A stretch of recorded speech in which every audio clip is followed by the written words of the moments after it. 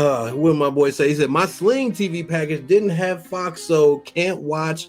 I got to switch next month. Oh man, so what happened with the tribal court? Well, man, Roman Reigns played like he was gonna give up his reign as the tribal chief to Jey Uso, but inadvertently, just not inadvertently, but he basically just played him into low blowing him, and then him and Solo basically just beat down on Jey and Jimmy, and they ended up putting Jimmy through the announcer's table. So it was just a plot. It was just a ploy to a beatdown set by the tribal chief, and then that's all that was, man. But definitely, further the story from, depending on what's gonna happen. But they definitely plan on that Jey being the next head of the table. So there could be a chance that Jey, maybe at SummerSlam, I don't know if they're doing another tag team match, but maybe we get Jey Uso, because Roman Reigns hasn't defended the championship since WrestleMania. So SummerSlam coming up, he may be defending that championship, man, against Jey. Heard it went about 35. Yeah, it was like 35. It was definitely 35, because it was the whole half hour of the show.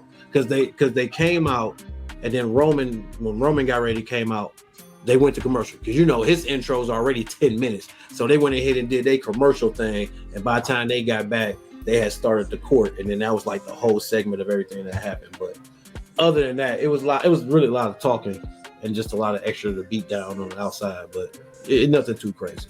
You'll see the highlights on YouTube real second if you look it up. It should be posted up there now. Yeah, so we got that. And then, we got the first match of the night, which is a U.S. Championship match. We got that boy Sheamus, the Brawling Brew himself, going up against that boy Austin Theory. Okay match. Theory ended up picking up the victory. We had some interference from Pretty Deadly. We had the Brawling Brews come out to even the odds. Sheamus then laid a bro kick to the outside, which therefore cost him, as Theory ended up picking up with the most destructive move in all of professional wrestling, the roll up. So you got that. But I will say this match made me wish that Sheamus was the one to dethrone Austin Theory and MSG, but apparently they still high on Theory. He had to get another victory over a legit opponent, whatever it was, what it was. Then after that, we got the Waller effect with Edge. Edge announces he's not retiring, and instead, man, he talks to the higher ups. He's got a match against who? Tonight, MSG. We got Edge versus Grayson Waller, which that just happened.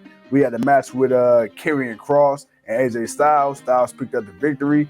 Then, man, we had a recap, and then after that, we actually had a little, meeting of the minds. We had Bianca Belair, Asuka, Charlotte, Io Sky, Bayley, all throwing hands. It looks like we possibly gonna get a triple threat at SummerSlam between Asuka, Charlotte, and Bianca Belair with Io Sky. Oh my God, I'm so used to calling it Shirai, being possibly number 4, or she could cash in Money Bank. Who knows? But for right now, it's looking like those three, bro.